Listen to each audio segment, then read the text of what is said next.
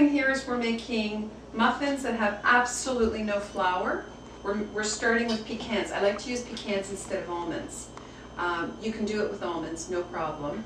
And actually the benefit of using almonds is because almonds are alkaline, whereas your pecans are a little bit acidic in case you're looking at your pH diet. So I prefer pecans because they're softer. They make a fluffier muffin.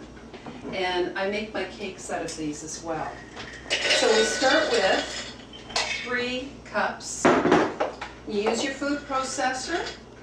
So there's about 3 cups, maybe a little bit more, but who cares, of your pecans.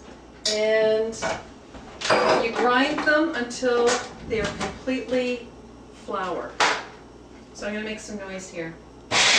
When the pecans, like they're spinning around, they're getting all mashed up. But when you start to build a wall of the nut going up the side, then you know that it's been chopped fine enough, because now the oil is starting to get mixed into it and it starts to stick it together. You want it that fine. Do you have to use a food processor? What if you had a regular blender? Would that work? No. It has to be a food processor. Okay. It really does.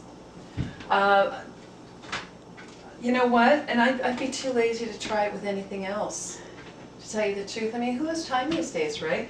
You can whip these up so easily. Now, all you have to do is throw in all the rest of the ingredients. The reason I old bananas, they've got to be old so that they're really sweet and, you know, a little mushy, bruised, whatever you want. Good old bananas. I use bananas instead of oil. Bananas and applesauce are really good substitutes for oil when you're baking. Do you freeze your bananas first? When I do, they become very, very, very sloppy. So I end up, I do freeze my bananas and I do use them. I prefer to have them just before they're, you know, really ripe, but not frozen, because then you don't have that separation of the water and the fiber. And the next step is sugar. I use the sucanat because the sucanat is pure raw cane juice.